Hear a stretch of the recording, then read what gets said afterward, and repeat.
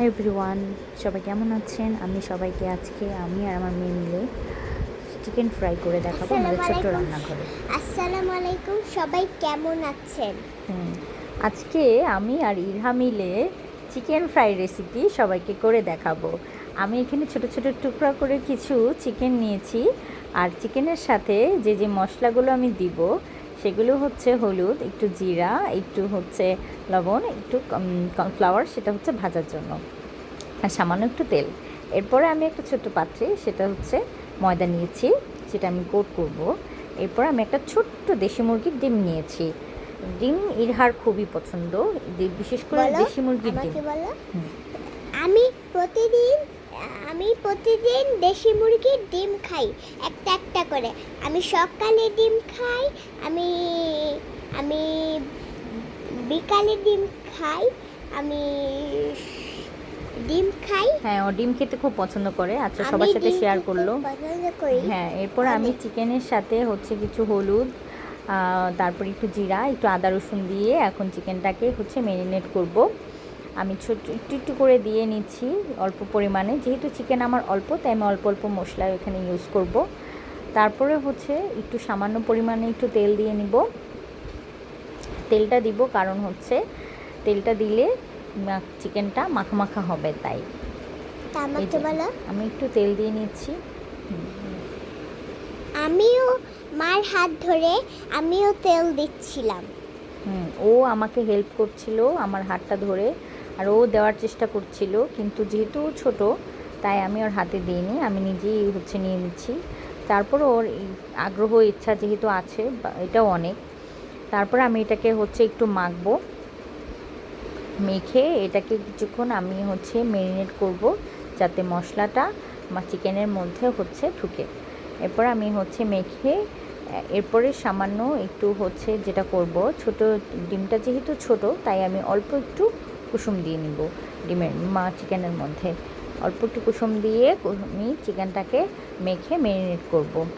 এই যে আমি হচ্ছে চামচ দিয়ে খুব সুন্দর করে হচ্ছে মাখছি। তারপর আমাকে বলো, আমার মা চিকেনগুলিকে চামচ দিয়ে মেখে ম্যারিনেট করছে, যাতে চুলায় বসাইতে সুন্দর লাগে।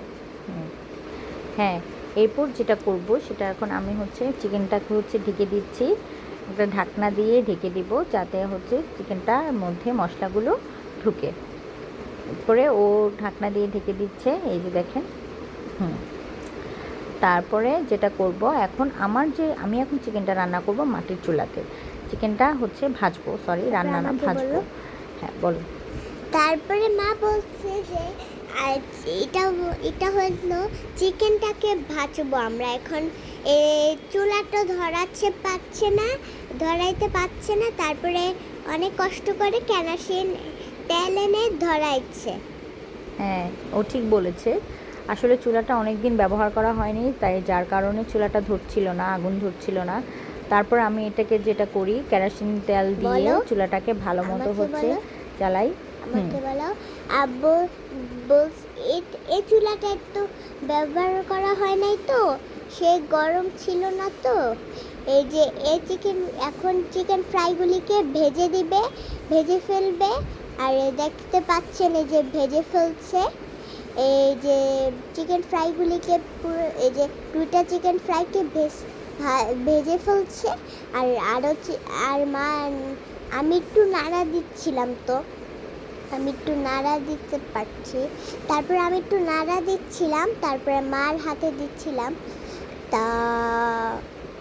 তারপর ও আমাকে একটু হেল্প করছিল, কারণ যেহেতু গরম তেল, ও ও নাড়তে পারবে না একাই, তাই আমি ওর হাত থেকে নিয়ে একটু নাড়া দিচ্ছিলাম। এই যে দেখেন, আমরা খুব সুন্দর করে চিকেনগুলোকে ফ্রাই করছি ডিপ তেলে, যেটা যেহেতু লোহার কড়াই, এই কড়াইটা একটু সুন্দর, অনেক তেলে ভাব আছে, তাই আমার চিকেনটা সুন্দর ভাজা হচ্ছিল কড়াইটার মধ্যে।